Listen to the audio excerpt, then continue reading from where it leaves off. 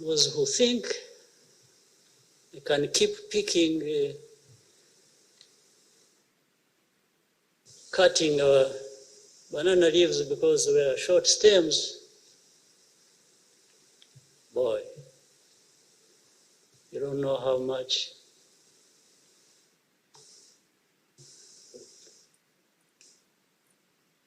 you have deceived yourselves.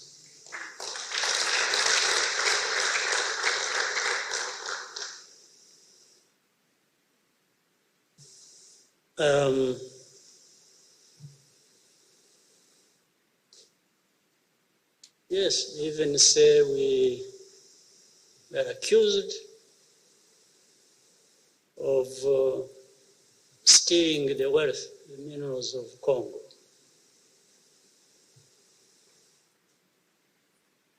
One thing we are not, and that's what makes us what I've just said.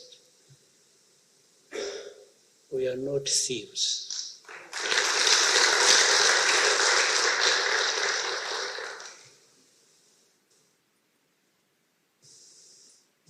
We work for what we have and what we get.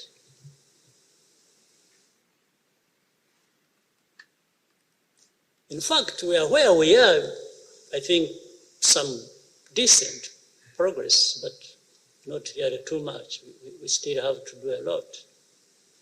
By the way, also on account of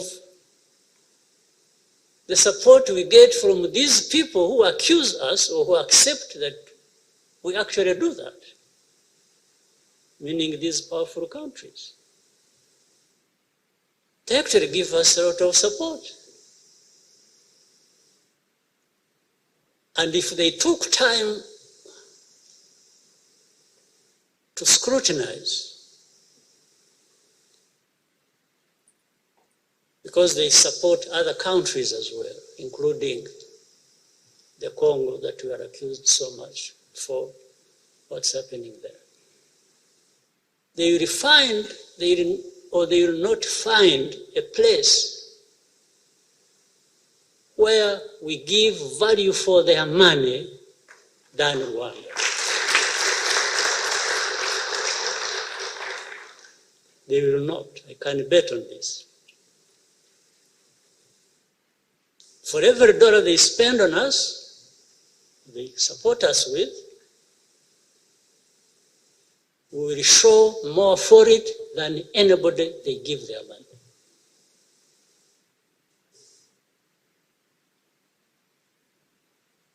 And it is deliberate, it's not by accident. It's who we are, it's who we want to be, and nobody will take it away from us.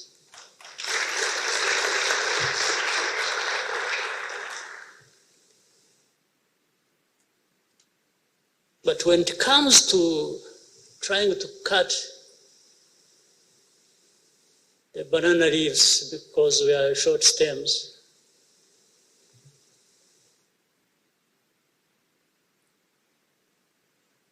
they can, or they will discover that you also provide value for money. Meaning, it will actually be costly for them.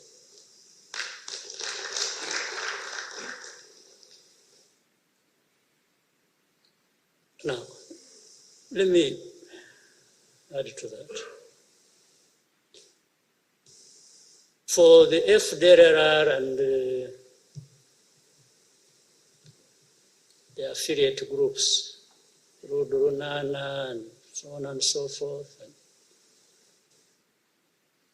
by the way, affiliate groups means also there are some individuals, either whom we have here in prison, who are brought from outside, or others who masquerade around as so-called the opposition, whom we have just left free to mess up themselves. until some point when, if need be, to take care of them, take care of them.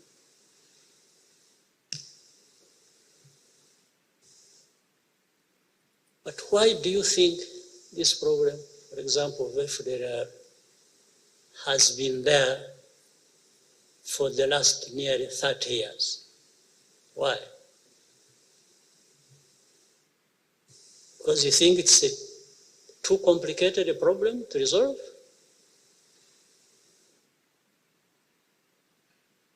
No. I'm beginning to believe something I never believed.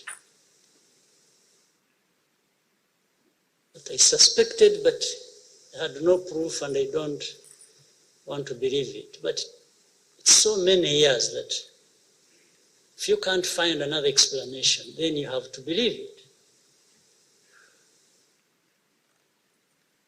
You can't but not believe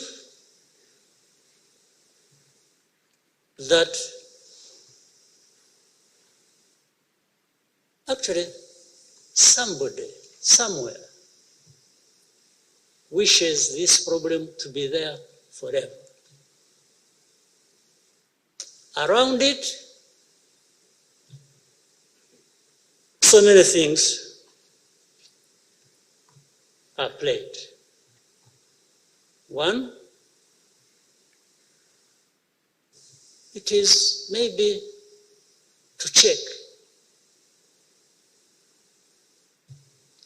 these stubborn troublemakers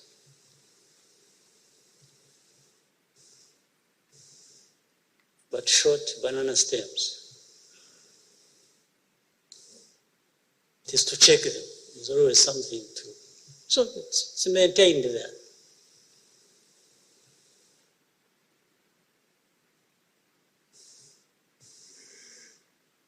And then it spins around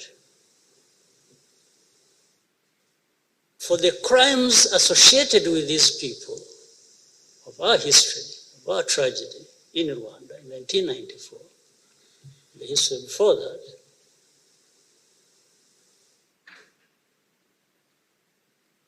They start associating us with the very crimes of these people. It's like they exist because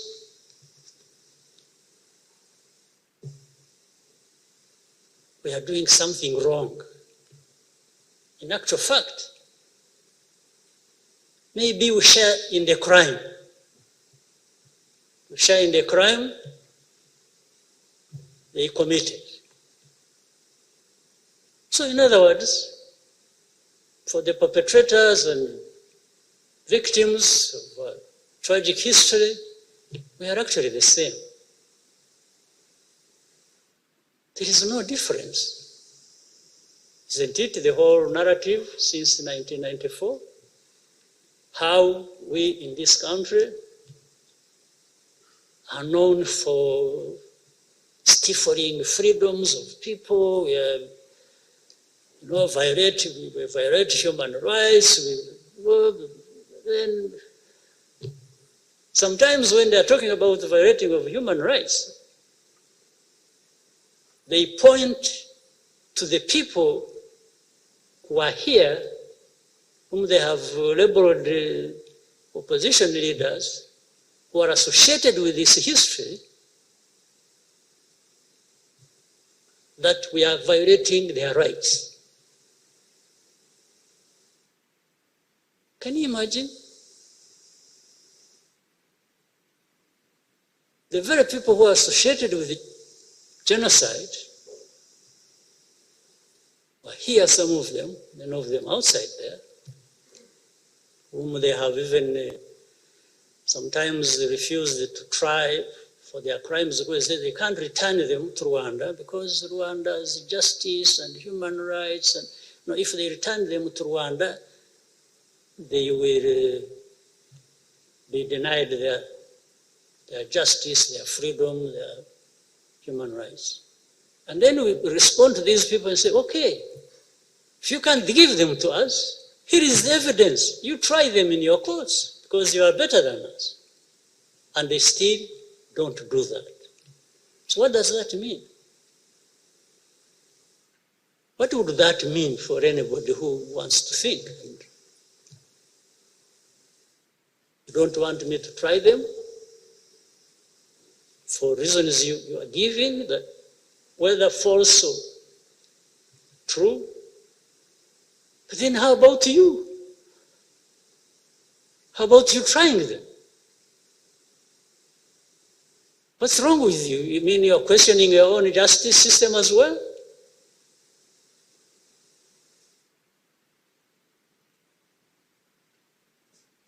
But on top of that, they still come and point fingers at us, you know.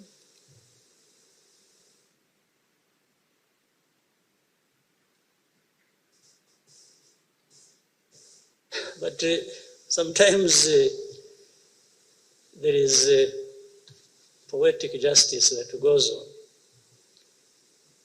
Some of these people who refuse to send these people back to us, and we have been begging and showing them all the crimes, and they have refused, and in some cases, these people have gone ahead and committed crimes where these people, you know, are holding them in their countries. And then prompted by that, they quickly now send them to us. Because there is a case where somebody was being accused and we were asking how these people, then these killed somebody else in one of these countries outside who had refused to surrender that person to us. Kills the person, then I think another case raped somebody, and then prompted by that, they start processing to send these people to us. So the first crime of the genocide they carried out here was not bad enough, but they are reminded by somebody violating the rights of one of their citizens. This is what I'm calling sometimes poetic justice.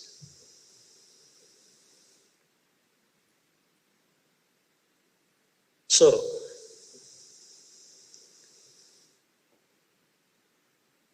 if for the last 28 years, this problem has been there, and for the last 20-something, 22 maybe, the UN force was sent to Congo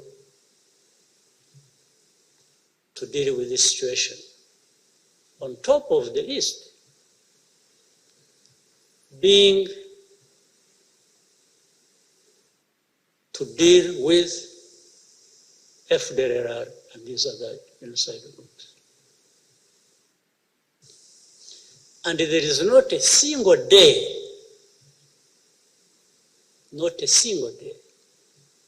that I know, maybe you do, that these forces ever fought FDLR to try and remove them. But they've been so keen to fight the notorious, or famous, I don't know, M23, and saying, you are dealing with half the problem. The other half will come back to haunt all of us.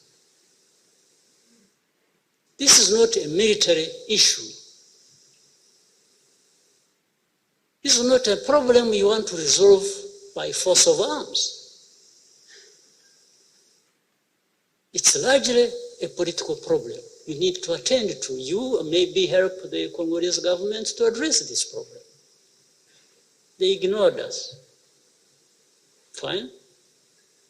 10 years after that, the problem has come to haunt all of us. But of course, the easy way, again, they have, is blame Rwanda for it. That solves the problem. That's where we are now. But why wasn't this problem resolved for the last 10 years, honestly? Why wasn't it? Those M23, those who fled and came to Rwanda, we put them, we cantoned them in a camp in the former chief, in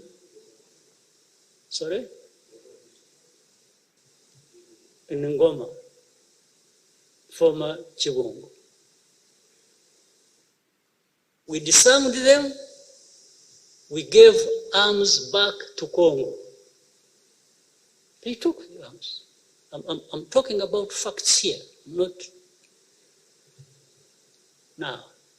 Processes started of talking to these people, what do we do with them, and we always gave access to the officials from Congo to go and talk to these people. Every time. We came here like 20 times.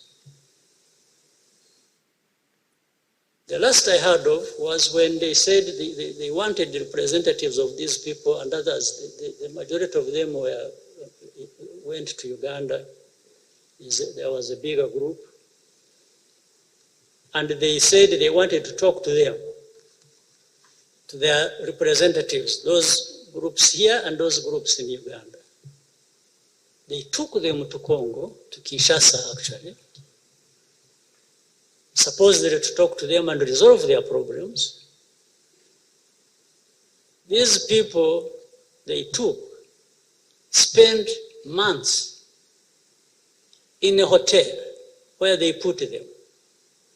And for those months, not a single government official visited them or came to talk to them. Until they decided to, I don't know whether to escape or do what, and left.